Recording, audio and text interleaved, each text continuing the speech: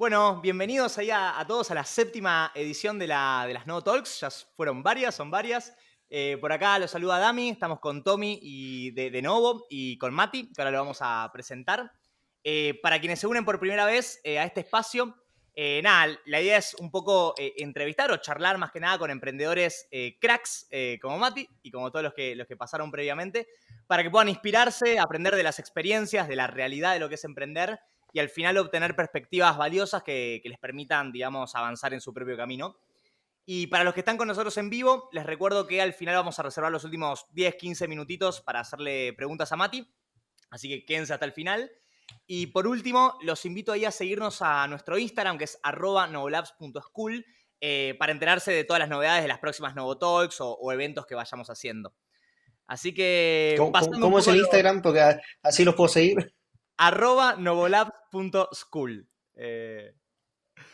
Así que bueno, ahora sí, pasando un poco los avisos parroquiales, hoy tenemos el placer de charlar ahí con Matty Williams, que él fue uno de los cofundadores de Wolox, que es una empresa que ahora nos va a contar bien un poco a qué se dedicaron, que comenzó en los pasillos universitarios, entiendo que de Litva, Sí. y bueno, terminó un poco con un exit siendo adquirida por Accenture, que es una empresa que por ahí muchos conocemos, que entiendo que fue como a finales del 2020, principios de 2021 que hicieron el anuncio. Así que bueno, entiendo que fue un viaje largo de muchos años, que seguramente hay mil cosas para contar. Y la idea, bueno, es conocer un poco su experiencia emprendedora, cómo fueron sus primeros pasos y después, obviamente, entender qué está haciendo ahora, ¿no? Después de un éxito, cómo es la vida. Así que bueno, Mati, bienvenido. Agradecerte por estar acá. Sabemos que estás en Madrid, que el horario es tarde allá, así que nada, como te dije previamente, agradecerte por eso y preguntarte cómo estás, cómo te trata hoy, cómo estás hoy, ahora. Bueno, muchas gracias antes que nada. Gracias por invitarme a compartir mi experiencia. Em, a ver, ¿cómo estoy? Yo creo que bastante bien. La gente, cuando viene a Madrid a visitarme, que los conozco por ahí la vida emprendedora y ve lo que estoy haciendo hoy, me dice, ¿y qué pasó? ¿Cómo llegaste a esta situación? Em, para que entiendan, la situación es que hoy pasé de tener una empresa de software a básicamente tener una heladería. Entonces, nada, algo que para mí es el hilo conductor de todo lo que hago en mi vida es que me apasiona aprender y me apasiona emprender. Entonces, un poco lo que, bueno, voy al final si querés de tu pregunta, pero un poco lo que pasa después de un éxito, tener la posibilidad sí, de tener la posibilidad de o vender sí, realizarte como emprendedor, sí, con uno de tus primeros emprendimientos, es qué puedo hacer después. Uno no quiere Claro. hacer lo mismo que antes, pero a mí todavía me pasaba y pasé por varias etapas entre que terminé mi etapa de Wolox y empezó mi etapa de heladero, que también fui emprendiendo en otros rubros, pero siempre con el fin de aprender algo nuevo, algo que no puedo aprender en otro lugar. Porque esto se comenta bastante en distintos lugares, que no hay mejor maestría o no hay mejor MBA que básicamente emprender. Es la forma más, por ahí, más dura, pero también eh, más, donde uno permea más y toma más conocimiento sin darse cuenta que se lo está tomando. Uno después mira para atrás y dice, mira todo lo que aprendí. Pero en el mientras tanto, por ahí no te das cuenta de que estás aprendiendo todo eso. Y fue parte de lo que o sea, me motivó a seguir emprendiendo y a seguir buscando otras ideas o llevar a la práctica otras ideas que no tienen que ver necesariamente con el software y la tecnología. Hermoso. Porque mucho se habla de emprendedores por ahí que vienen del palo más, si se quiere, industrial o más de la economía real y tienden a querer pasarse al software o a cosas más digitales, pero no conozco tantos casos que lo hagan como al revés, ¿no? De la parte más digital hacia lo más de la economía real. Entonces, como Mira, súper curioso. a mí me pasaba algo interesante, que es que yo veo que la tecnología en algún momento y el desarrollo de software se va a volver un elemento, un commodity, que ya está pasando. Y bueno, ustedes lo conocen muy bien, pero básicamente va a dejar de ser algo que tenga alto valor agregado para pasar a ser algo del día a día, casi, te diría, 100% automatizable con inteligencias artificiales. Cuando todos decían, no, van a desaparecer todos los trabajos, lo primero que van a desaparecer son los trabajos personas que desarrollan software o que diseñen páginas web, etcétera. Son trabajos que yo veo que tienen una vida útil muy corta ahora. Entonces, cuando una persona pregunta, ¿estudio programación? Y una gran duda que tengo todavía en mi vida de decir, no te recomiendo programación, por ahí te recomiendo que estudies algo relacionado con inteligencia artificial que te ayude a programar, pero no estudies programación per se como aprendimos nosotros cuando estamos en la universidad o en el colegio. Siento que es algo que va a quedar totalmente, de alguna forma, fuera del circuito productivo. Pero, yendo a por qué la heladería o por qué el rubro gastronómico, que es algo que a mí me interesaba por naturaleza, la heladería principalmente es un motivo, es un negocio que tiene poca merma, y a mí lo que primero que te dicen es, ojo con las mermas de estos negocios. La merma es cuando tenés un producto que te que tirar porque se venció, o no lo pudiste vender, o lo que sea. Entonces busqué algo que sea relacionado a gastronomía, que tenga poca merma, para no tener ese problema. Así me empiezo a involucrar en el mundo de la gastronomía y empiezo a entender un poco más cómo funciona un montón de cosas que uno no sabe.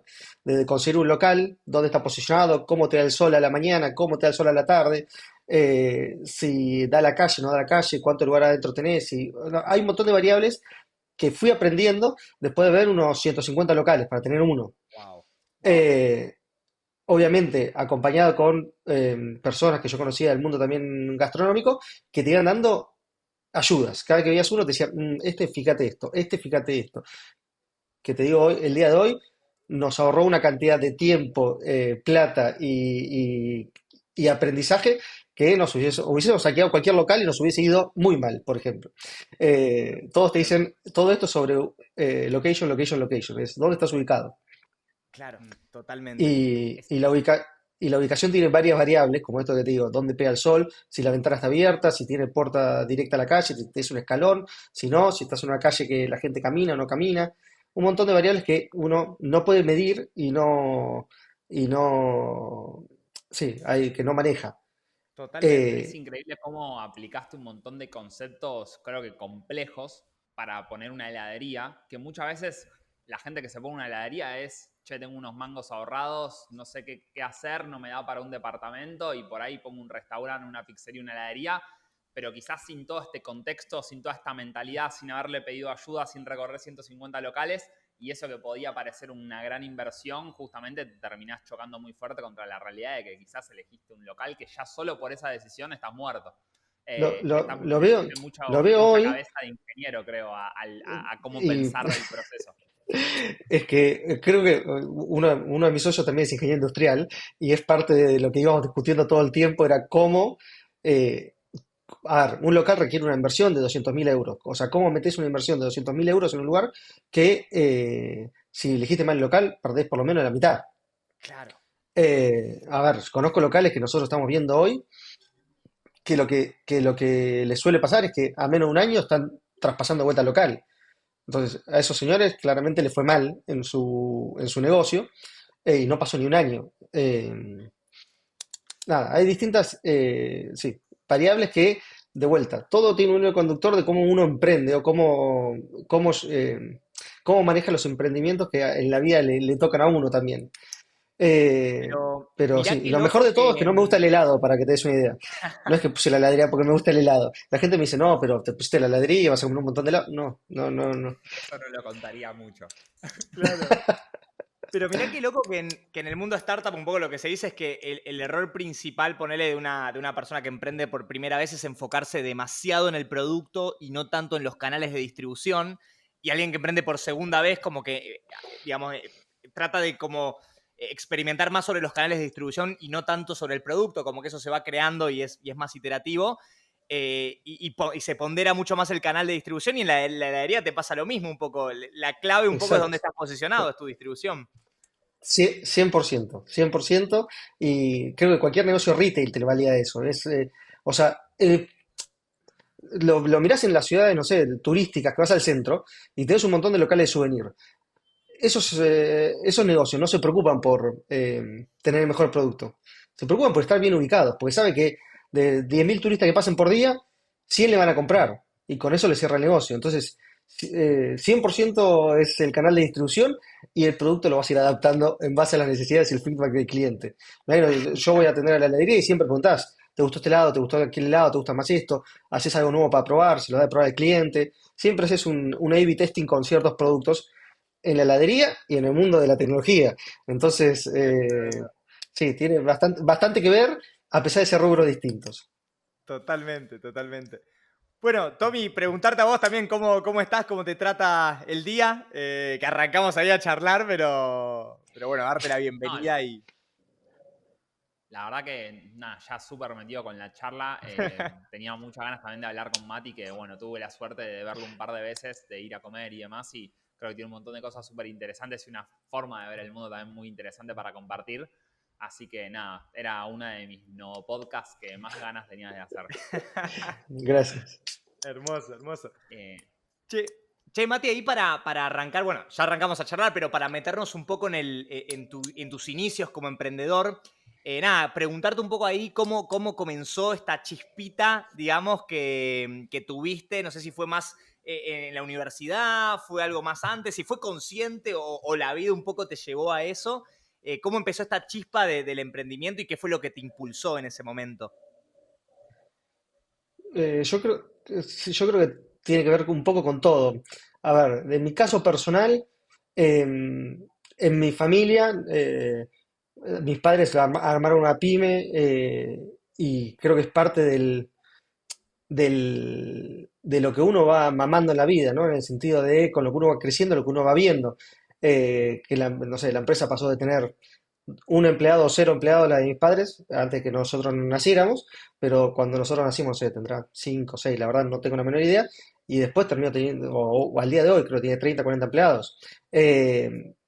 Y uno, no sé, con eso uno va viendo otra forma de ver la realidad. Me pasa mucho acá en España que veo mucha gente con ganas de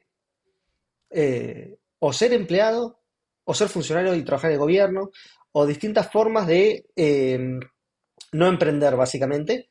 Y cuando uno le plantea toda la lógica de emprender o lo trae a la discusión, terminan con diciendo, no, es demasiado esfuerzo y hay mucho riesgo, básicamente.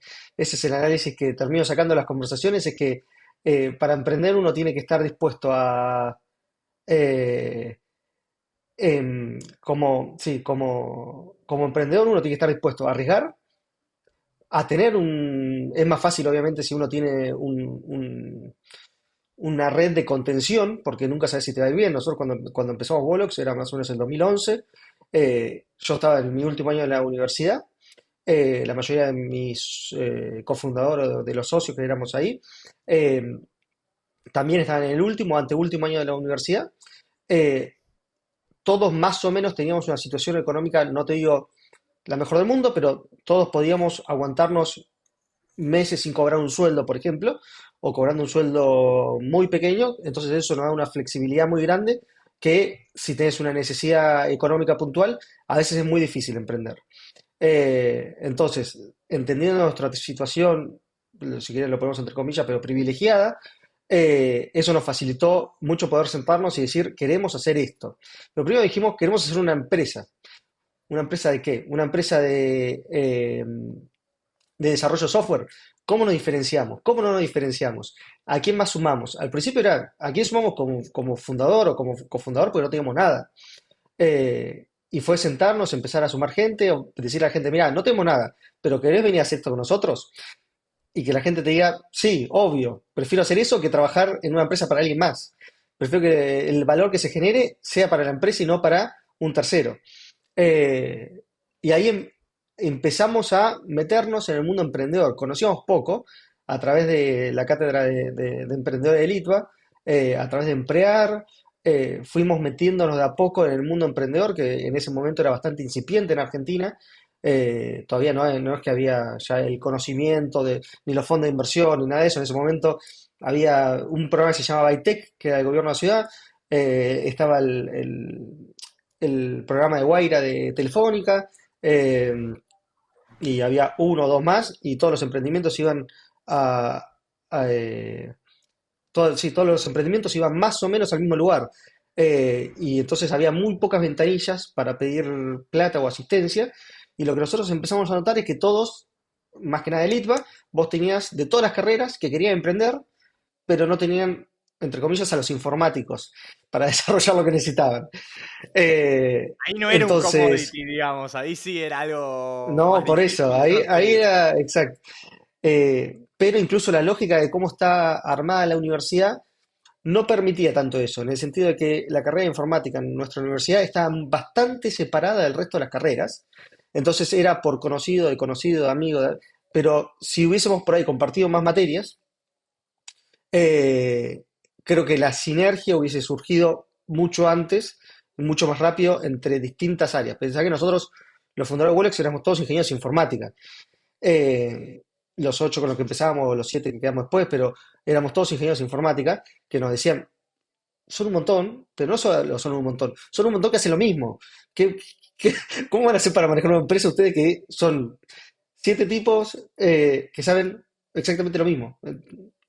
Y bueno, esa era una de las primeras, bueno, no sé si las primeras, porque cuando no hay cliente, cuando no hay nada, no hay primera discusión de nada, es hagamos algo para conseguir el primer cliente. Y después que conseguimos el primer cliente, veremos cómo, no sé, cómo se distribuimos las responsabilidades, los roles, los ingresos, etcétera. Pero hasta ese entonces era hagamos algo. Y al principio empezamos a hacer productos propios, porque vos golpeas la puerta de un cliente y te dice, ¿y qué hiciste antes? Y le puede decir nada, o le puede decir, esto, y te van a preguntar para quién, le decís para nosotros, para estar en ese momento estaba en auge el App Store, el Google Store, lo que estaban recién saliendo, tenían creo un par de años nada más. Entonces cualquier aplicación, cualquier cosa que subas, más o menos te servía como parte de tu portfolio. Y yendo un poco a esa etapa en la que quizás ya rompieron esa inercia del primer, segundo proyecto y donde, bueno, ya de a poco se estaban dando cuenta que algo estaba pasando, ¿cómo se organizaron, ¿no? Para dar esos primeros pasos de Wolox cuando ya quizás ya se llamaba Wolox o, bueno, ya quizás tenía una web, un logo, o sea, cómo se distribuyeron las tareas, los roles, un poco esos primeros momentos cuando ya se formalizó. Eh, yo creo que fue decantando un poco por por las cosas que le gustaban a cada uno. Había gente que le gustaba programar más, gente más relacionada a tecnología, que decía, yo quiero programar y hacer tecnología. Y había gente que quería hacer otros temas. Entonces, todo dependía un poco de la disponibilidad, pues ahí era el momento, esos primeros 2 años, era el momento donde la gente pasaba de estar part-time, porque estaba en la universidad, a estar full-time. Entonces, también tenía que ver un poco con la dedicación que cada uno le podía aportar a la empresa en ese momento. Entonces, las personas que más tiempo le podían dedicar, pues posiblemente tenían, o probablemente tenían más roles de responsabilidad, porque tenían una dedicación plena al proyecto. Entonces, tenía un poco que ver con la disponibilidad y los gustos de cada uno. Entonces siempre dijimos, el día uno vamos a intentar hacer lo posible porque lo que le gusta a cada uno lo podemos cumplir. Y el que se quiera especializar en algún rol tenga la capacitación necesaria para que esa persona nos sirva en ese rol. Porque lo peor que podríamos haber hecho era que no nos capacitemos, estar en roles y después que eso nos genera sí, no un problema gigante, pero que nos generara algún retraso o alguna oportunidad perdida dentro de la empresa. Qué interesante. Y, Porque y además un es poco. como. Ay, perdón, Tommy, ¿no? Un comentario es como.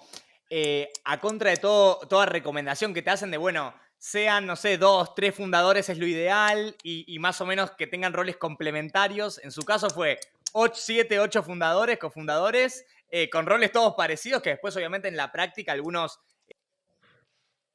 otros más técnicas, pero lo fueron viendo. Fue como a costa de todo pronóstico Sí, y totalmente. bien. Eh, para mí tenía que ver también con las ganas que teníamos de hacer algo todos juntos. Claro. Eh, Era, lo vamos a hacer, y cada vez que alguien nos decía, no, son un montón, lo que sea, nosotros le decíamos, lo vamos a hacer igual. O sea, no vemos que esto es un inconveniente. No, bueno, pero miren, analicen, no, no, no, lo vamos a hacer igual. Eh, y así fue. A ver, creo que lo más difícil en esa época fue conseguir el primer cliente. Conseguir, o sea, conseguir una persona que le desarrollas gratis es fácil. Porque cuando vos vendés algo que tiene costo cero, todos te lo compran. Pero tratar de convencer a alguien de que te pague el primer cliente es el más complicado. Después cuando conseguís el segundo decís, ah, no parecía tan complicado. Bueno, pero tuviste el primero fue el más complicado. Eh, bueno, nosotros teníamos la ventaja, bueno, para nosotros conseguir el primer cliente fue todo muy de boca en boca, por conocidos, amigos, nada, creo que fue más, sí, convencer amigos de que tenían una necesidad y que nos paguen por esa necesidad que otra cosa. Y nada, así fue como empezamos y después empezamos a crecer y vimos la necesidad de que los emprendedores necesitaban socios tecnológicos. ¿Y qué recursos teníamos nosotros de sobra? Éramos 7 ingenieros en informática. Entonces, ¿qué podemos ofrecer? Bueno, la posibilidad de asociarnos a cambio de acciones, que al principio fue, o sea, todos estamos de acuerdo con la decisión, pero si me preguntas al día de hoy, era una decisión económicamente o financieramente mala, porque era muy difícil ganar plata. Y al Totalmente. principio que decíamos, no te cobramos nada y te damos esto, nos hizo un agujero financiero grande porque toda esa plata que no poníamos para pagar horas de desarrollo la teníamos acá de la ganancia de los demás proyectos. Mientras vas creciendo tenés el costo de crecer. Entonces sí, era costo, costo, costo, costo. Y ahí en un momento dijimos, para, creo que nos estamos equivocando, hay que reformar este modelo. Y ahí pasamos a un modelo donde no cobramos el 100% del valor hora hombre a algún emprendimiento con el que nos asociamos, sino que le cobrábamos el valor, el costo nuestro de la hora de desarrollo. No me acuerdo exactamente los valores, porque eran pesos y era hace mucho, Claro. mucho tiempo, así que pues, habría que sacar un par de ceros, esas cosas que no tiene mucho sentido calcular ahora, pero había una diferencia de un 50% para que se den una idea. Eh, Así Y que antes de nada. entrar ahí en la parte más del crecimiento de Wolox y cómo fue evolucionando, un breve minuto contando cómo se pusieron de acuerdo entre los 8 para llamarse Wolox y de dónde Mm, sale, que creo que es un tema que muchos emprendedores pasan y pierden por ahí mucho tiempo eligiendo el nombre. Entonces creo que está bueno dedicarle un minutito. bueno, armamos un sistema de votación. Eso cuando, viste, uno tiene tiempo de sobra y el nombre de la empresa importa más que por ahí lo que después vas a hacer, pero no importa. Hoy en día, te digo, para las empresas los nombres para mí no tienen mucho valor porque normalmente los emprendimientos cambian de nombre 5 veces. Cada vez que va a una ronda de inversión nueva, seguramente va a cambiar de nombre porque hay un inversor que le va a pedir o hay alguien que va a querer que el nombre no es marketinero. Entonces, de toda la ronda de inversión hay que tirar un poco de plata seguramente a rebranding de la empresa. Y lo he visto con distintos emprendimientos que invertimos, que no invertimos, que conozco, que suelen transitar por ese camino. Pero volviendo a la historia de Wolox, porque sí es interesante, definimos un sistema de votación por puntos, más o menos. Si me acuerdo, estábamos todos sentados en una mesa ahí los 8, y teníamos que proponer nombres. Cada uno proponía nombres que quería, se ponían en un lugar y salían los nombres, los anotábamos en una pizarra y después cada uno tenía, creo que 5 puntos, 3 puntos que tenía que ir poniendo los nombres. Y todos teníamos derecho a un veto. Perdón, todos teníamos derecho a veto. Entonces, si uno de los 8 no estaba de acuerdo con el nombre, ese nombre no se ponía. Ok.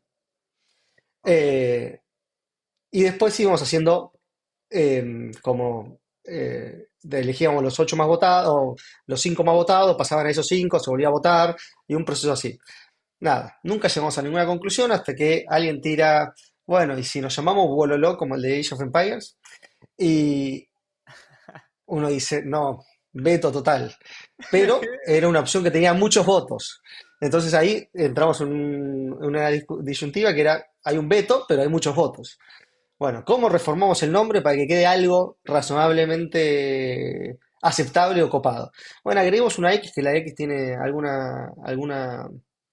un sonido interesante y genera una palabra que por ahí no tiene mucho sentido en ningún idioma, que era una de las condiciones, que no tuviera un significado que pudiera significar algo, que sea fácilmente pronunciable en inglés, español y en los idiomas que nos moviéramos.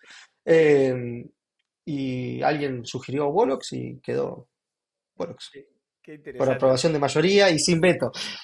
Total. Tremendo. Che, Un proceso bien caótico, pero muy bueno. Sabía que era por lo del Age of Empires y creo que podía aportarle bastante a la audiencia cuando lo escuche. Total. Che, Nada, la Mati, gente me pregunta lo mismo y todavía hay gente que al día de hoy, de amigos míos, que me dicen, justo lo conté hace un mes, y un amigo mío me dice, un amigo mío que conozco desde los 3 años, me dice, por eso se llamaban Wolox. Yo pensé que era porque tu apellido y porque la letra del apellido del otro, pero éramos 8 y quedaron 5 letras. ¿Qué pasó con el resto de las personas? Eh, qué gracioso. Che, Mati, ¿te acordás dos preguntas unidas, ¿no? Primero, si te acordás el primer proyecto pago de qué era, digamos, por un lado, y por otro lado, si alguno de los proyectos que por ahí al principio agarraban más por equity, si lograron tener un exit de esos proyectos y con eso tener algún retorno financiero. a ver, las dos preguntas sí. La primera era una agencia de turismo mayorista que querían un sistema de gestión interno. Bien, Eh, Nada, eso fue, a ver, fue bastante duro porque eh, era un conocido de uno de los fundadores que medio confió en nosotros sabiendo que estaba la persona ahí, y supongo que conocen el sistema de gestión, pero los sistemas de gestión se vuelven complicados naturalmente cuando uno dice sistema de gestión. O sea, lo que viene después es todo complicado, porque no hay ninguna regla que tenga claridad. Vos decís, si toco esto acá, debería modificar no sé cuántas tablas de la base de datos. De repente quieren que botones, no sé, actualicen toda una base de datos entera, cosas que no están bien vistas o que no performan bien, después quieren que estén online, pero también quieren que no accedan todos. Bueno, un montón de restricciones que uno va sumando cada vez que va pasando una iteración o un sprint, y te terminas armando en 3 sprints un monstruo que agregar un cambio te lleva 10 horas de entender qué línea que te hay que tocar y 1 minuto de la línea que te tuviste que tocar. Eh, Así que nada, ese fue el primer cliente que duró ¿Cuánto varios años con tiempo, nosotros. cuánto tiempo estimaron, digamos, inicialmente y No, cuánto tiempo olvídate, no tengo la menor idea, pero no, es que al principio nosotros ya con esos proyectos no hacíamos estimación de esto va a llevar tanto tiempo, era más, mirá, un MVP te lo vamos a tener en tanto tiempo y va a llevar tantas horas de desarrollo. Pero después va a venir desarrollo evolutivo y nada, ofrecimos un paquete de desarrollo evolutivo, mientras nos sigan agregando funcionalidades, iba a seguir estando. Entonces no es que teníamos una estimación de esto lleva 3 meses y nos llevó 6. Claro, En el claro, MVP bueno. seguramente pasó eso, pero más allá del MVP, después iba en una iteración constante. Y la segunda pregunta, que también te dije que sí, la respuesta no me acuerdo cuál era. Era si tuvieron algún, digamos, estas empresas que trabajaban más por equity, si tuvieron algún exit o algo que les generó algún retorno de todas esas horas trabajadas. Tuvimos, te diría, dos exits, eh, que, a ver, financieramente en el momento que lo tuvimos, no sé cuánto repercutió en el revenue de Wolox. Porque recordad que teníamos pequeñas participaciones, 10%, 5, 3, cada que se levantó una ronda de inversión nueva, vos te ibas licuando.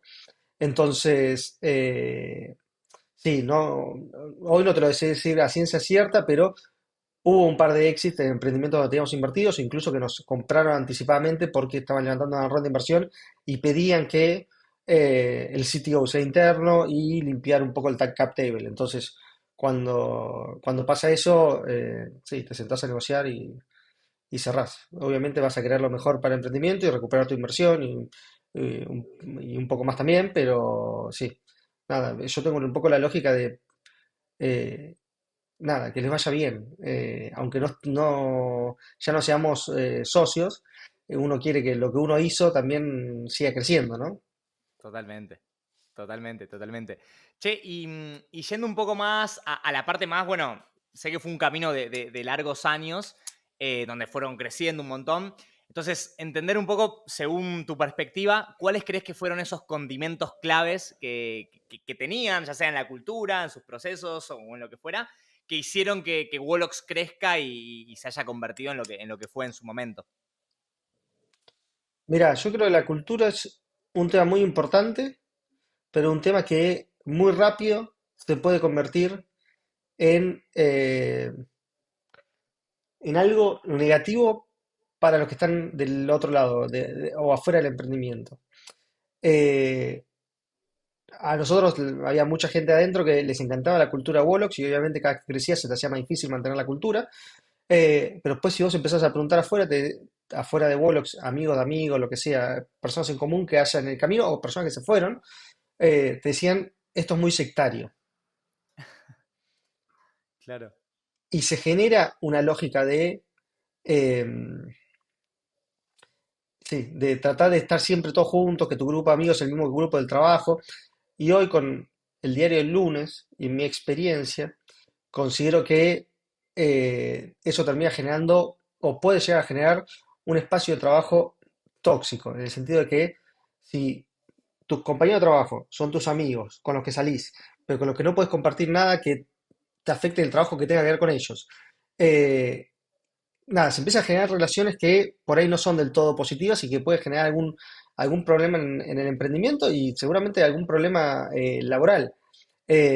Pero hoy, si me preguntas a mí, yo prefiero tener más una cultura de trabajo que balancee la vida personal de cada uno y la vida laboral, como dos cosas distintas o dos facetas distintas de la persona. Sí tenemos que tener cultura y cuando estamos en el trabajo tenemos que estar contentos, pero generar un sentimiento donde tenés que sentir la pertenencia al equipo, si no, no sos parte, siento que es detrimental a largo plazo para los emprendimientos. Claro, total, porque me imagino que despedir a alguien o promover a alguien y no promover a otra persona, o sea, es como que se pone Todo, mucho en juego. echás a una persona y de repente tenés siete en contra y no sabes por qué, y es porque eran sus mejores amigos y nada. Sí, para mí un poco más de balance y un poco incentivar que las personas también tengan su vida privada, familiar. eh, Creo que tiene que ver con la salud mental de las personas. Eh, por ahí menciono salud mental, pero es algo que cuando yo estudié en MIT, que se hacía mucho hincapié, porque hay muchos problemas que desconocemos nosotros en cuanto a problemas de salud mental relacionados con la gente, sentirse exigida, sentir que tiene que pertenecer. El hecho de sentir que tiene que pertenecer y no sentirse que pertenezcan, básicamente el síndrome del impostor, afecta a una cantidad de personas Wow. gigantes que no se animan a decirlo. Entonces, la pregunta es, ¿hasta qué punto vos estás fomentando esto dentro de tu cultura empresarial o dentro de tu cultura laboral con las medidas que estás tomando?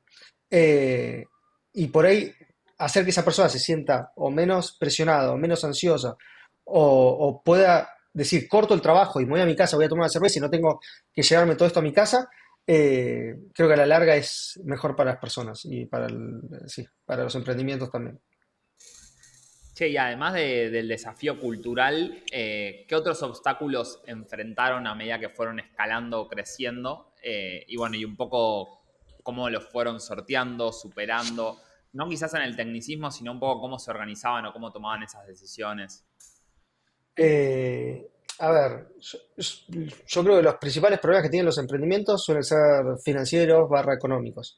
Digo financieros porque en la mayoría de los casos fue el caso de Wolox, donde cuando vos estás creciendo y tenés que pagar el costo de crecer, piense que vos contratás a una persona, hasta que esa persona estaba medianamente preparada al nivel que nosotros lo queríamos, tardás 3 meses en una capacitación, por ahí 6. Eh, Todo eso tiene un costo financiero asociado a esa inversión que estás haciendo, que la tenés que sacar de algún lado. O la sacás de las ganancias que tiene la empresa, o pedís un préstamo y creces, o levantás una ronda de inversión. Nosotros originalmente dijimos, no queremos ronda de inversión, queremos crecer de manera orgánica. Y estamos dispuestos a no retirar dividendos, a no retirar ganancias con el fin de crecer lo más rápido que podamos en estos 5 años. Era un poco crecer o morir, ¿no? Pero era meterle al máximo para lograr crecer a tasa del 100% al año en cantidad de facturación y en cantidad de empleados.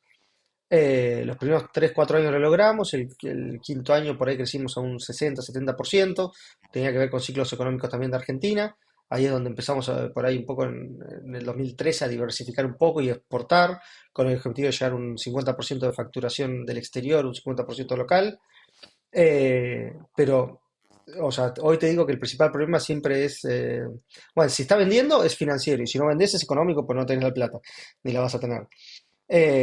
A nosotros llegó un momento donde vender no era tan complejo, eh, pero después cobrar a los clientes por ahí sí, o los clientes te pagan a 60 días, no sé, cuando empezás a trabajar con clientes grandes, Mercado Libre, IBM o alguno de esos, suelen ser empresas que te pagan a 90 días, 120 días. Entonces, en una Argentina inflacionaria que te paguen a 120 días, te está armando un agujero financiero importante. Entonces, si no tenés ni las personas capacitadas para atajar un poco esa situación, eh, y el conocimiento, la experiencia se hace muy, o sea, se hace muy difícil. Otro de los problemas que tuvimos, creo que era conseguir talento. Entonces, al principio recurríamos a conocidos que teníamos en la universidad o que íbamos conociendo, pero llega un momento donde la formación la tenés que hacer vos porque no hay suficiente gente. Es una realidad en el rubro en el que estamos, que conseguir gente capacitada cada vez es más difícil y cada vez más competencia. Entonces, ¿cómo conseguís una persona? Nosotros empezamos programándonos en Ruby on Rails. En ninguna de las universidades en Argentina enseñaban Ruby on Rails. Entonces, ¿cómo hacíamos? O incluso programar para iPhone o programar para Android. eh, Eran todas capacitaciones que teníamos que hacer nosotros cuando contratamos a una persona, para poder vender los productos o ofrecer los servicios que estamos ofreciendo nosotros. Eh, Estoy pensando si... Y después, nada, problemas recurrentes de discusiones entre socios. Eso pasa siempre. Todos te dicen tener un acuerdo de accionistas o tener un acuerdo de socios. Nosotros no lo tuvimos, éramos muy nuevos en el mundo emprendedor y el mundo emprendedor estaba muy incipiente. No, o sea, para que se den una idea, durante todo ese tiempo empezó a aparecer el SAFE, que antes no era un instrumento tan validado o tan utilizado hoy en día. Hoy decís SAFE y todos entienden, básicamente. Y tenés los saves de Y Combinator que lo bajaba, editás 3 líneas y ya tenés un save. En ese momento no, era todo extraño. Entonces, en ese contexto también, cuando ya nos dijeron hay que plantear un acuerdo de socios, teníamos un acuerdo de socios de palabra que cumplimos a rajatabla, pero porque éramos personas respetuosas de nuestras palabras y de nuestros acuerdos. Pero tranquilamente alguien podría haber dicho, no, no lo quiero cumplir. No, me imagino, y aparte, ser 8 socios en la toma de decisiones, más allá de que se lleven bien y todo, me imagino que nada, que no debe ser fácil. O sea, nosotros me siento reflejado en muchas cosas que decíamos y nosotros éramos 3 y después fuimos 4, que es la mitad, y así todo a veces nos pareció un montón. Y encima del ser pares, porque el ser pares no da lugar a desempate y terminás teniendo que, en nuestro caso, en nuestro pacto de socios teníamos determinado en caso de empate quién desempata, ¿viste? Hay alguien que tiene ese superpoder, ponele, para Sí, decir, sí. bueno, salió 2 contra 2, es esta. Bueno, ¿Viste? nosotros terminamos siendo 7. Uno de los chicos se bajó en el proceso de formación de todo esto. Eh, y, y nada, después intentamos siempre ser impares porque íbamos sumando empleados como socios, era parte de los incentivos que teníamos. Y terminé, o sea, cuando yo me fui de Wolox, eran más o menos, éramos 22 socios. Y ya en ese momento ya no se hacía una distinción de quiénes empezaron, quiénes no. Era más una cosa, teníamos la reunión de socios a ver, estaba, si quieren, llamémoslo la comisión ejecutiva que tomaba decisiones del día a día, pero decisiones más globales de la empresa se tomaban en reuniones donde estábamos todos y era básicamente discutir y llegar a una conclusión, y por ahí eran reuniones que tardaban 2 días. Cortábamos a la noche, volvíamos al día siguiente y se seguía con la reunión. Claro, qué loco, qué loco. ¿Se me escucha bien ahí, por las dudas? Sí, sí, Sí. sí, perfecto. Che, Mati, y ahí para preguntarte un poco más adelante de la historia, yendo más a la parte del final, si se quiere, por lo menos de Wolox, ¿cómo fue, digamos, que no sé si fue una decisión vender, si fue algo que les llegó la oportunidad y la aprovecharon, y cómo fueron Mira, esas primeras conversaciones que tuvieron?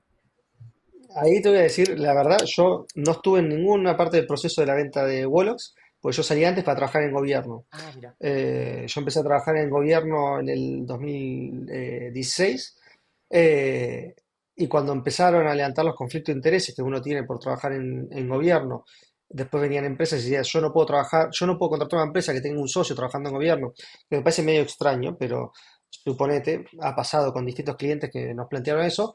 eh, yo senté a mis socios y le dije, mira, creo que la, mi posición en gobierno está complicando o perjudicando el crecimiento de la empresa.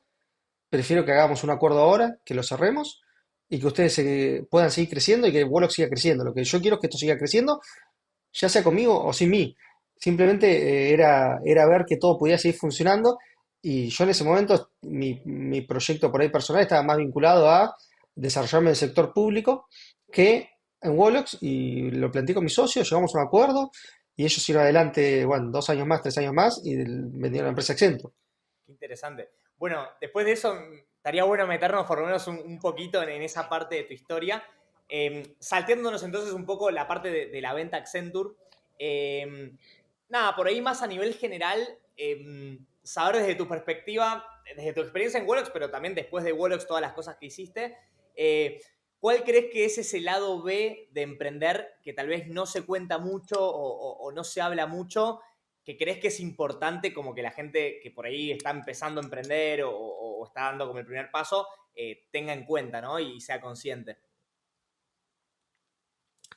Yo te voy a decir algo que me molestaba mucho a mí cuando yo estaba en Wolox y me tocaba emprender, y es la responsabilidad de cargar con los salarios de tantas personas. Ver si la cuenta o no llegaba a fin de mes para poder pagar los salarios, no me dejaba dormir.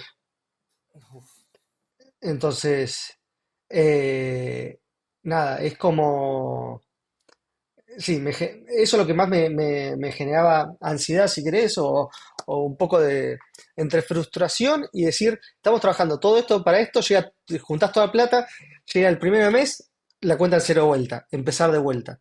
Y qué es lo que me pasa un poco con la heladería, que no sé, diseñé un chatbot, por ejemplo, un bot que me avisa en Telegram eh, a toda hora, básicamente, cuánto va facturando la heladería. Todos los días empieza en cero.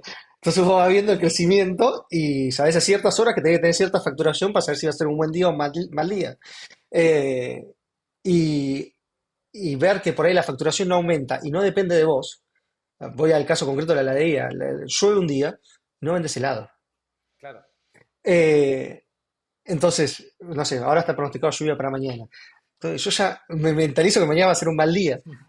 Y es parte del negocio. O sea, el negocio no hay que mirarlo en el día a día, hay que mirarlo más global en ese sentido. Y en negocios que dependen tanto de variables exógenas que uno no maneja, tiene más que ver con verlo en más de un año también, porque hay cosas indefectibles de cada año que te afectan de una forma o de otra. Acá, no sé, agosto fue el agosto más caluroso de los últimos 40 años y la realidad es que agosto, comparado al agosto del año pasado, por ahí vendimos menos, porque bueno, en Madrid además se vacía en agosto, ¿no? Pero eh, entonces a ver, hay muchas variables que uno no maneja y tiene que saber hasta dónde controla y hasta dónde no, y cuánto uno puede hacer para cambiar algo y cuánto no. Y también tomar la decisión o entender cuál es el momento correcto de decir, dejo de meter plata acá porque no lo voy a recuperar. Claro, total. Y eso hay mucha gente que conozco hoy en día que me dice, sí, yo seguí metiendo plata porque pensé que iba a funcionar y de repente se fueron todos los ahorros. Sí, sí, sí, sí, sí, sí, sí, sí. Entonces, sean muy cuidadosos con los recursos. Siempre, siempre, mi mentalidad es, siempre hacer que no tenés plata. Aunque haya plata en la cuenta, no tenés plata. Porque cuando uno no tiene plata, es más innovador con las decisiones que toma. Entonces no es, tengo plata, lo pago y ya está. No, no, uno no tenés plata, te tenés que arreglarlas para resolver el problema sin plata. Entonces, para mí, creo que el aprendizaje más importante es siempre como si no tuviera plata. Está buenísimo. Está No, buenísimo. te hace tomar mejores decisiones, seguro. Pero, no sé, le pasa a uno, no sé, cuando uno tiene un mejor trabajo, y está comprobado, gasta más plata en cosas del día a día. Ya por ahí no ve el precio de una ropa que se compra, no ve el precio de un restaurante. Ahora, si no tuvieras plata, vas a elegir mejor el restaurante, vas a elegir mejor los platos donde que vas a comer, la ropa vas a ser mucho más cuidadoso con las prendas que elegís, o a qué sección vas o a qué tienda vas. Entonces, en un emprendimiento que los recursos económicos y financieros siempre son escasos, siempre hay que jugar con esa premisa para mí. Totalmente, totalmente. Che, ahí, si Muy quieren, bueno. abrimos un poco a que la gente vaya haciendo preguntas en el chat. Y Sí. mientras tanto, Dale, para que Mati, abro el chat y... sí, ahora vamos a dar como unos minutitos, así van llegando preguntas. Y mientras tanto, Mati, te pregunto un poco por eso que me parece súper curioso de tu perfil profesional y de lo que fuiste haciendo, que vos saliste más del lado de la ingeniería informática, no sé si programabas más o estabas como en otra área del negocio, pero bien ingeniero. pero después te metiste en gobierno, estudiaste, digamos, en el MIT, algo que tiene que ver con las ciudades inteligentes.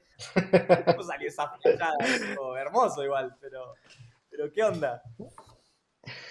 A ver, bueno, cuando yo dejo de trabajar en Wolox y empiezo a trabajar en gobierno, yo tenía un interés personal de involucrarme en política. Empecé a mandar CVs cuando el PRO gana los tres gobiernos en el 2015 y me llamaron un par de entrevistas como, no sé, y cualquier hijo de vecino que hubiese mandado CVs. Bueno, me llamaron un par de entrevistas eh, y terminé aceptando una en la provincia de Buenos Aires. Yo dije, si lo quiero hacer, lo voy a hacer de la mejor manera. Voy a la peor situación de todas. A ver, yo había fiscalizado en la provincia de Buenos Aires, en Quilmes Oeste, para las elecciones y era el abandono en persona. La escuela no tenía, yo me acuerdo que tenía que mandar datos al centro de cómputos eh, y te decían, si no hay datos o no hay wifi en el colegio, manden un mensaje de texto. Yo no tenía ni señal para mandar un mensaje de texto en el lugar donde estaba. Calle de tierra, en medio de la nada, me habían venido a apretar distintos, llamémoslos, punteros políticos de otros partidos, que no les gustaba que alguien de la ciudad de Buenos Aires estuviera fiscalizando en Quilmes Oeste. Eh, Igual estaba ahí. Y yo me quedé todo el día, reporté lo que tenía que reportar. Nada, después dije, entonces, tenía distintas ofertas de trabajo en distintos gobiernos. Dije, quiero ir al llano, donde no hay nada, donde está todo destruido. Ahí. Tal es así que yo empiezo a trabajar el 1 de enero en se llama, le dicen la Torre 2 de La Plata. Vamos a La Plata, piso, creo que piso 9 piso 11 no me acuerdo. Me dijeron, ahí, anda que va a estar tu oficina. Piso 9 no andaba el botón.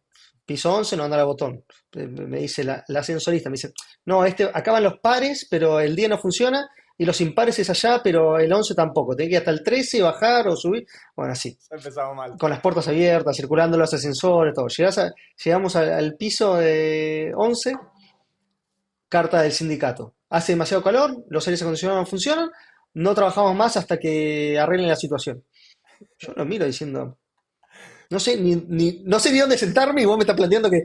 Le dije, perfecto, no sé, no vengan, no se puede trabajar hacían 50 grados de calor, no sé, era La Plata, todo húmedo, 40 grados de calor, sin aire acondicionado, todo el edificio destruido, era tipo, sí, no sé, después lo vemos, váyanse a su casa y después vemos qué está faltando, que no funcionaba. Bueno, el aire acondicionado, yo estuve un año en la provincia de Buenos Aires y nunca se arregló. Los ascensores tampoco, no había plata, se habían consumido la plata de todo el mantenimiento, no había foco de luz, la mitad de las oficinas no tenían foco de luz, Sí, sí. porque habían usado toda la plata de mantenimiento para la campaña, no había nada. A ver, tal es así que yo estaba en el área, yo era director de servicio al ciudadano, que era un área que se encargaba básicamente de los trámites de cada ciudadano en la provincia de Buenos Aires. Uno diría, bueno, supongo que en algún lado está el listado de trámites. No sabemos qué trámites hacíamos. Y yo decía, alguien tiene que tener un listado. No, es que depende por ministerio o oficina. Vos tenés que llamar y preguntarle a ellos qué trámites ofrece cada ministerio. Bueno, así era pelearnos todos los días con el sistema. A ver, la dirección que tenía al lado era la dirección de servicios informáticos y tecnológicos, que era más que nada de fibra óptica, de conectividad. Lo llama en su momento la gobernadora y le dice, no tengo internet en la oficina. Y la realidad es que no había internet en el despacho del gobernador. Qué locura. Y es como, ¿cómo puede ser? Pero bueno, a ver, en gobierno siempre estuvo vinculado con temas de tecnología. No hay mucha gente de tecnología que se quiere involucrar en puestos políticos. Entonces eso fue una ventaja. Era como, sí, necesitamos a alguien que haga esto. Perfecto. En ese momento empezamos a implementar toda la parte de trámites a distancia, digitales. Recolecté todos los trámites que pude recolectar, una lista de creo que eran 840 trámites entre todos los ministerios para tenerlos en un lugar central que diga, esta es la información que se pide, esto es lo que, nada, básicamente todo, peleando con el organismo nacional que se encarga de las líneas de teléfono. Bueno, nos otorgaron, vieron que en la Ciudad de Buenos Aires vos marcás 147 y te llama el call center. Bueno, logramos que designen el 148, porque el 147 es solo para líneas de teléfono municipales. Claro. Entonces, como gobierno de la provincia de Buenos Aires no podíamos operar con el 147 porque lo tenían los municipios. Entonces, tuvimos que mandar cartas, expediente, documentación de por qué queríamos el 148, para que los ciudadanos de la provincia de Buenos Aires tuvieran un lugar donde llamar por teléfono, que por lo menos diga qué papeles tiene que hacer, dónde está la oficina más cercana que podía hacer un trámite, lo que sea. Bueno, lo logramos después de, yo dejé ese trabajo en diciembre y otorgaron la resolución esa el mismo diciembre. Y era como, bueno, excelente, ya me tengo que ir, qué sé yo, pero dejo acá la posibilidad de implementar el 148 y después lo utilizaron, o sea, creo que hoy el gobierno de Kicillof usa el 148 para ciertas llamadas y hay otras provincias que también. Entonces, por ahí son cosas menores, pero que vos discutías con los ministerios, todo y todos decían, no, que el ciudadano venga, haga fila allá, haga fila allá, haga fila allá, haga fila allá. Y el día que le presentaron un trámite así a María Eugenia Vidal, Vidal dijo, no, esto, no, no, el ciudadano tiene que hacer un clic, ir a una oficina y ya está, no podemos hacerlo visitar 7 oficinas en La Plata, 3 en el municipio donde está, en la escuela donde van los hijos, no se puede, no, no, basta. Tiene que ser un clic, Que total, un lugar, todo no ese más. tiempo, digamos, ganado para el individuo, después el individuo lo usa para actividades tal vez productivas o personales, que son mucho más satisfactorias, digamos, para el conjunto de la sociedad que ir a hacer una fila a una entidad gubernamental. Exacto, pero totalmente. Bueno, después pasé a trabajar en la Ciudad de Buenos Aires, que era la noche y el día. En el Ministerio de Modernización era, nada, básicamente de vuelta. Teníamos todo lo que era ciudad inteligente, todo lo que era eh, todos los trámites del ciudadano digitales, pero ya era nada que ver. La gente tenía un teléfono donde llamar que estaba mega resuelto. Tenían coordinado. El principal problema es que vos tenés una línea de teléfono que recibe una llamada o el WhatsApp que recibe un mensaje y vos le tenés que decir qué documentación necesitas. Lo peor que le puede pasar a la persona es que junte todo eso. Vas a la oficina y le digan, no, te faltó. Entonces, convencer. En la Ciudad de Buenos Aires hay una jerarquía que saben que lo que dice el 147 es palabra santa. Pero llevó 6 años de modificar las estructuras dentro del gobierno para que los funcionarios públicos no pidan cosas que no están no están requeridas. Total, total, total. Una locura. Pero tampoco me Pero sorprende, te digo, la verdad. está bien, pero hoy tenés la Ciudad de Buenos Aires, que es el primer gobierno del mundo que tiene un sistema de prueba de ID sobre ZK Proof. Eh, entonces, Y, y todo lo tiene que vas muchas cosas que haciendo, funcionan muy bien. O sea, el bot de la ciudad está tremendo. Yo la otra vez renové bueno, mi DNI sin moverme de mi casa. Una locura. ¿cómo surge el voto de las ciudades? Simplifiquemos la comunicación sin crear una nueva app, porque en ese momento teníamos todos los ministerios, todos los organismos decían, yo quiero mi app, yo quiero mi app. Y de repente tenías 15 apps del gobierno de la Ciudad de Buenos Aires. Una porque era para los eventos, uno porque el de cementerios, uno porque el de cultura, uno. Decían, no sé, al ciudadano le vas a decir, bajate una aplicación nueva por cada una de estas cosas. Logramos, ahí había un procedimiento, un sistema de trabajo muy ordenado, ibas a las reuniones de seguimiento con el jefe de gobierno y el secretario de planificación, y se controlaba que hicieras y que nadie subiera una app a la App Store por fuera bueno, en ese caso de nuestra subsecretaría, que era la que manejaba los certificados de Apple y de Android. Eh, pero todo eso estaba controlado de que el objetivo era, uno de los objetivos nuestros que nos evaluaban era disminuir la cantidad de aplicaciones que hay. Claro, clave. Toda aplicación que no se usa, al descarte y pasa al chatbot. Entonces, en el chatbot lo que hubo que hacer era todas las integraciones, que era lo que decía Horacio Rodríguez Larreta en su momento, decía, es que esta es la cara al público y vos tenés que tirar de acá y lograr que todo el resto esté digitalizado sin que el usuario o que el ciudadano se entere. Y así fue, empezamos con un chatbot que no tenía integrado nada, solo te daba respuestas en base a la base de conocimiento del 147 y de repente empezás a digitalizar procesos que lo vas conectando con el chatbot que te permite ahora renovar tu DNI. O en su momento pedir la licencia de conducir el duplicado cuando estaba extendido por el COVID. O distintas cosas que hoy te permite hacer porque vos vas integrando esos sistemas, pero siempre empezando del ciudadano. El ciudadano quiere esto, bueno, ¿cómo se lo doy? De manera que después te queda golpear puertas de por ahí de 15 ministerios, pero ese era nuestro trabajo como funcionarios, es, che, necesitamos que esto sea digital, necesitamos que esto, Es armar una nada, startup, había cosas. literalmente un producto dentro del Estado, del gobierno. Sí, totalmente, todo era así. Porque Marte era todo era de mucha voluntad política. Si estaba la voluntad política a tu lado, las cosas iban por un Totalmente. túnel. Si la voluntad política, o no sé, tu ministro se peleó con el otro ministro, lo que, no sé, cosas que pasan en la política del día a día, y a veces las cosas se traban innecesariamente. Pero, a ver, creo que tiene que ver con eso, con un poco con la vieja cultura de hacer política, eh, que no sé cómo se evita o cómo se elimina, pero que está de alguna forma enquistada, creo que cada vez menos por el conocimiento que tengo hoy, pero que cuando yo llegué a la provincia de Buenos Aires era toda una máquina de impedir. Qué locura. La ciudad de Buenos Aires, después de 6, en ese momento eran 7 años, perdón, no, eran 8 años de gobierno, eh, era como la gente ya estaba más acostumbrada, ya, no sé, el expediente electrónico era algo natural, que vos lo pensás hoy en día. El expediente básicamente es el concepto de una carpeta, ¿sí? Imagínate una carpeta de las típicas, eso es un expediente.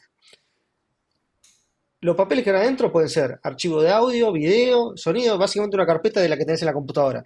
Ahora, ¿por qué tardamos 8 años en implementar un sistema de expediente electrónico que lo implementa la ciudad, lo implementa Nación y después lo empiezan a implementar las provincias? Pero estamos en el 2024. Todavía hay provincias que no tienen expediente electrónico. Y vos decís, ¿cuál es la intención de esto? Obviamente hay una intención atrás que, nada, hay cosas que la gente prefiere no dejar por escrito. Entonces, en ese contexto era, ¿cómo lográs convencer a toda esta gente de que esto es para mejor? Total. En la provincia de Buenos Aires había gente empleados que llevaban carretillas con expedientes. Y ese era Te su juro, trabajo. Y nos no hicieron sé paro cómo aguantaste, Vini. el primer día que metemos el primer módulo de todo lo que es el sistema de gestión electrónica, que era las comunicaciones oficiales. Básicamente, un funcionario, si quiere comunicar con otro, le tiene que mandar una comunicación oficial. Pre-sistema de gestión documental electrónica, hacías una nota en la computadora, la imprimías, la firmabas, llamabas al de correos interno del gobierno y le decías, mira, tengo que llevar esto a el Ministerio de Justicia. El señor te firmaba un papel que decía, me diste esta nota, te dejaba esa nota, se lo llevaba a su oficina, que lo ingresaba en un sistema de seguimiento, como si fuera el correo, y caminaba 7 cuadras a llevarlo al correo al Ministerio de Justicia. Se lo entregaba al Ministerio de Justicia, mesa de entrada, le firmaban y ahí actualizaban el registro. Bueno, sistema arcaico. Metimos eso, que sea, cada uno te dan un token para firmar, porque necesitas tener una firma electrónica válida, y en el sistema vos entrabas con eso y vos tenés un buzón como si fuera tu mail y vos de ahí mandás comunicaciones oficiales como si fuera un mail. Claro, claro. Entonces, una comunicación oficial, quiero publicar esto en el boletín oficial, la mandás por ahí.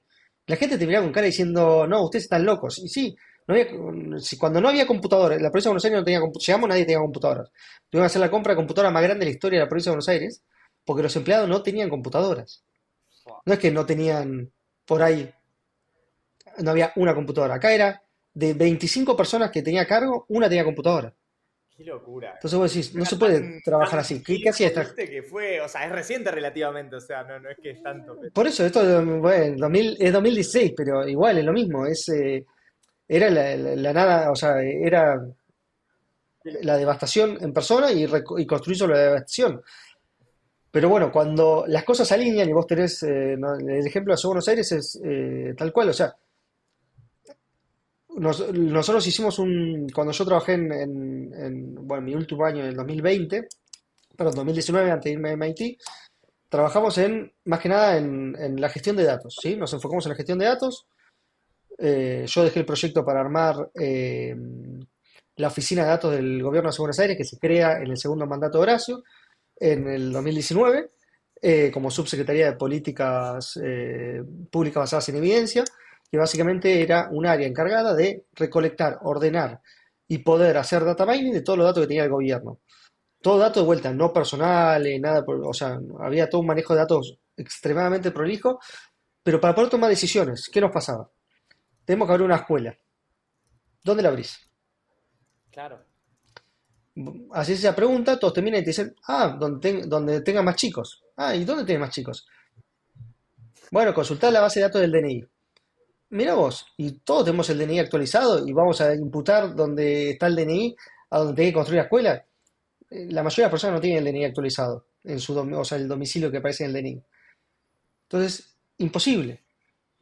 Entonces, ¿cómo empezás a hacer ese análisis para decidir dónde haces una inversión. No sé, una escuela por ahí te vale 1 millón, 2 millones de dólares, o por ahí más, no sé, no me acuerdo cuánto eran los montos, pero vas a hacer una tremenda inversión como gobierno de la ciudad y no sabes dónde hacerla. Sí, sí, sí, es tremendo. O sea, yo te dije todo lo que hice para abrir una heladería. Yo soy gobierno de la ciudad, quería tener el detalle perfecto de en qué cuadra, con qué calle se cruza con qué calle para abrir una escuela ahí. Y que me sirva para que haya más vacantes. Y eso te que también meterle la proyección de población. Total, total. Qué locura, Porque la escuela que abrís hoy te tiene que servir para los próximos 40 años o 50 años. qué locura, qué locura. Che, tremendo, Mati. O sea, bueno, agradecerte como ciudadano de Buenos Aires o de Argentina en general porque hayan personas que estén dedicadas también a eso, ¿viste? Pero qué locura. Bueno, Sí, eso un siempre lo poco pienso también, y todos te decían, todos me decían eso de, mira, no hay mucha gente como vos que se quiera vincular en política. Con lo cual, cualquier persona que se quiera vincular en política, no importa el partido político, pero que tenga ganas de cambiar estas cosas que pasan en el gobierno, para mí, hoy son más que bienvenidas.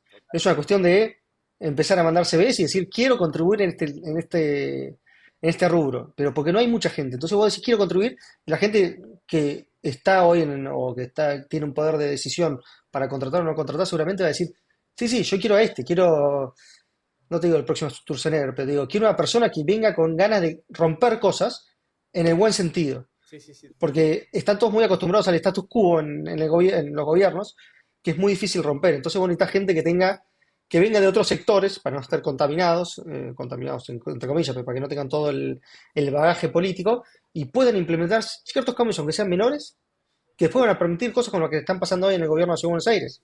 Totalmente. Qué interesante, qué interesante. Che, Mati, y aprovechando, viendo un poco algunas preguntas del público, hay una que puso a Mauri, que tiene que ver no tanto con la política, pero sí más tal vez con la parte de desarrollo y más de equipo, que él dice, bueno, somos dos socios, y pregunta, ¿es un buen plan buscar un socio que sea desarrollador y así ahorrar costos en programación? ¿O es mejor mantener la sociedad en dos y subcontratar el desarrollo? Ahí todo depende que sea el negocio. Eh, Porque si te digo una heladería, no lo busques. Ahora, si una empresa está basada 100% en tecnología, más que un desarrollador, yo sumaría una persona que tenga un claro conocimiento de arquitectura de software más que de programación. Hoy de vuelta, la programación para mí es usar Cursor y que programe por vos. Ahora, que lo que está haciendo Cursor sea sostenible en el tiempo, escalable y distintas otras variables, y después lo puedas meter en la nube, lo puedas disponibilizar, puedas levantar un CDN, lo que necesites en el camino, necesitas una persona con un conocimiento mucho más amplio y menos específico de programación, o sea, necesitas alguien que tenga más conocimiento de herramientas de informática o de tecnología y no tanto de programación. Ese sería mi consejo. Si va a buscar un socio, que vaya por ese lado, más que por el lado de un programador. Está muy bueno, muy bueno. Bueno, y Manu se copó con la pregunta más política, aprovechando esta última parte de la conversación, que tiene que ver con, bueno, un poco lo fuiste diciendo, ¿no? Pero si querés puntualizar en algo más concreto, si lograron algún cambio en esa optimización en servicios públicos en los que trabajaste. A ver, para mí el impacto en la provincia de Buenos Aires fue altísimo entendiendo la línea de partida. Eh, Saber qué trámites, o poder incluso, ya se puede tramitar online, pero poder hacer trámites online que no existía la posibilidad, es infinito. Ahora, ¿qué trámites se pueden hacer online? No lo sé, pero no sé, en su momento medio que jodía yo bastante con la licencia de pesca, que la licencia de pesca era un trámite, digo, nada, todos se preguntarán quién necesita una licencia de pesca. Bueno, para pescar en la provincia de Buenos Aires necesitas una licencia de pesca, que tienes que ir a La Plata a tramitarlo, o a las casas de pesca. Y vos decís, hace falta, no puedo entrar online, darle pagar, descargar el comprobante que lo pagué, si total es un papel que te da que dice que pagaste, Claro. con un QR para que se valide, incluso lo metemos en blockchain, lo que quieras. Eh, bueno, cuando planteamos digitalizar ese trámite, que en su momento creo que valían 14, cuando yo trabajaba en gobierno, valía 14 pesos, era un dólar, creo, el permiso de pesca. Pero digitalizar esas cosas para la gente, el que va a pescar a Chascomún, no te quiere la plata, a buscar un certificado, es un montón para el tipo.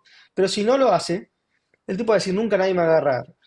No importa, el señor está violando la ley, lo va a agarrar en algún momento alguien con una caña de pescar y va a decir, no está bien lo que estás haciendo. Si nos cuesta nada hacerlo bien, hagámoslo bien.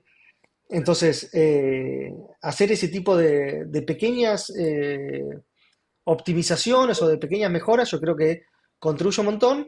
Y en la Ciudad de Buenos Aires, para mí es todavía más el impacto, pues todo lo que armamos en cuanto a el chatbot bueno, que hoy está mucho más evolucionado de cuando yo estaba en el gobierno. eh, bueno, no la centralización, pero la posibilidad de usar los datos que tiene el gobierno para toma de decisiones basadas en evidencia y no en el aire mismo, creo que es una mejora sustancial. No sé, nosotros armamos en su momento, mi subsecretaría dependía del Ministerio de Educación, y la armamos en base a toda la información que teníamos, y la proyección de población, dónde montar las escuelas.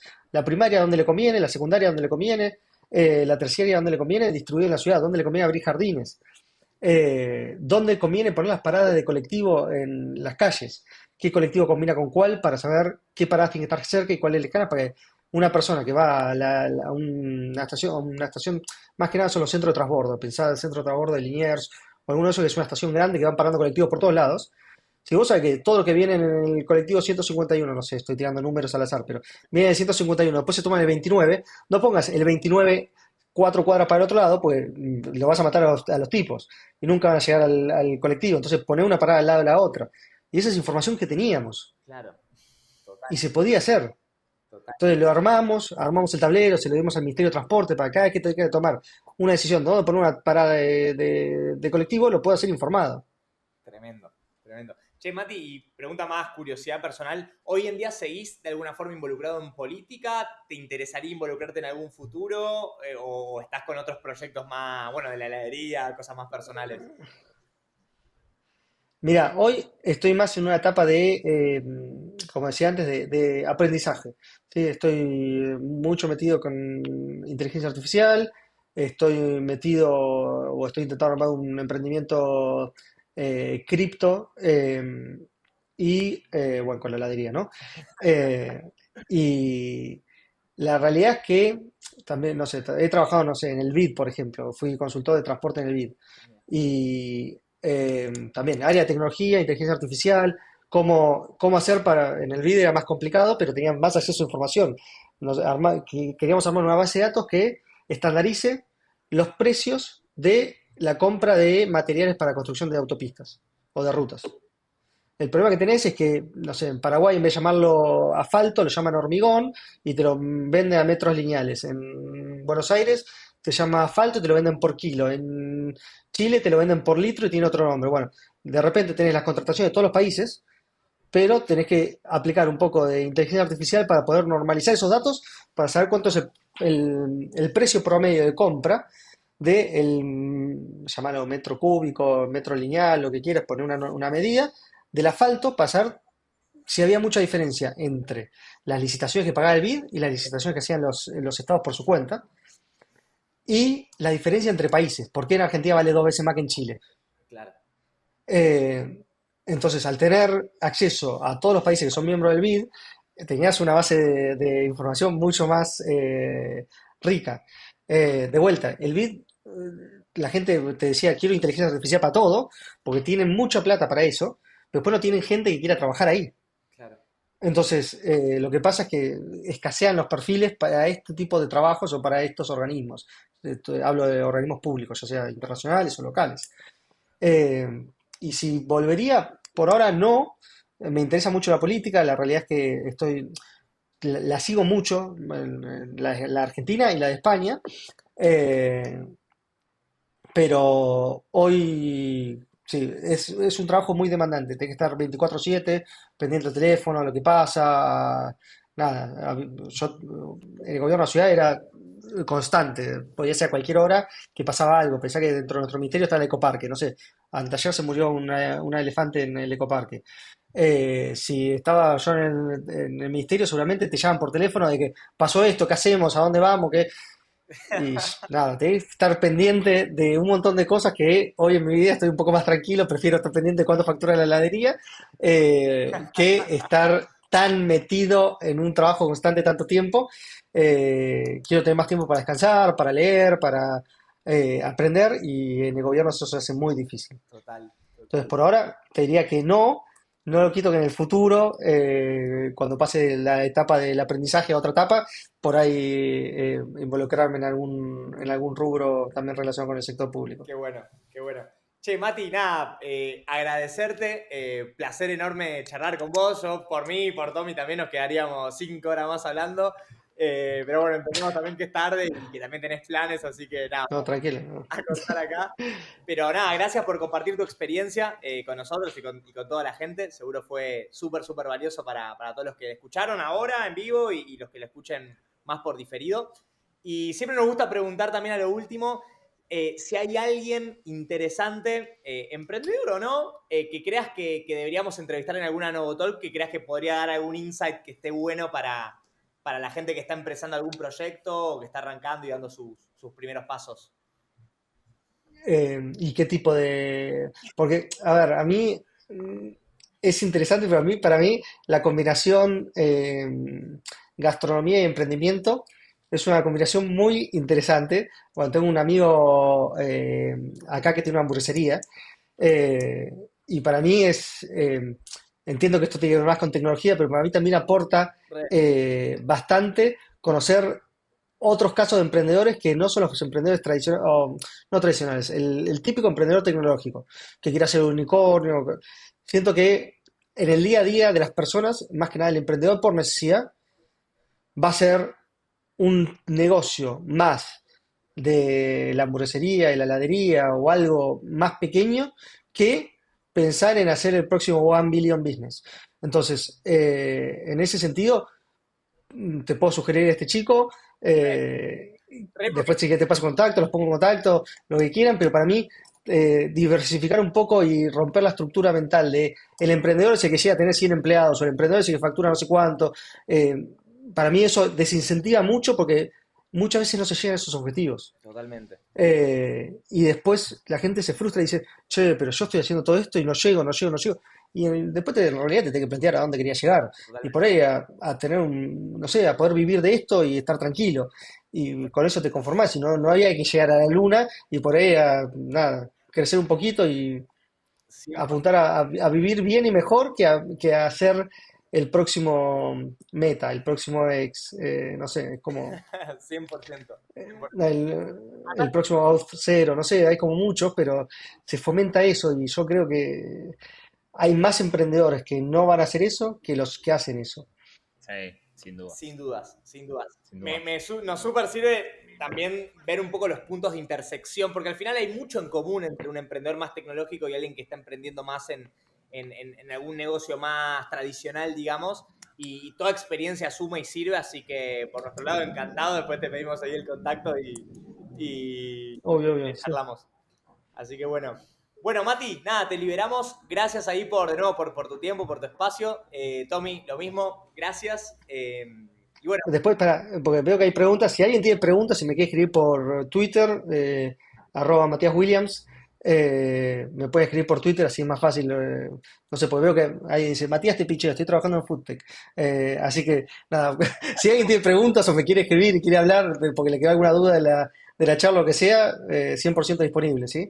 Excelente. Excelente, Mati. Muchas gracias por el tiempo, por la oportunidad. Y bueno, ya nos veremos que, si no entiendo mal, son las hamburguesas que una vez íbamos a probar y no pudimos Exacto, probar hasta eso por mismo, Madrid. eso mismo. Excelente. Así que la próxima que vengas te invito a hamburguesas. O que venga Dami, no sé, que si le toca viajar a uno para Madrid, me avisa. Obvio, así será. Bueno, y buena Bueno, cena muchas hoy gracias, con tus chicos. amigos. Dale, gracias. Dale. Abrazo grande a todos y bueno, gracias por estar. Abrazo.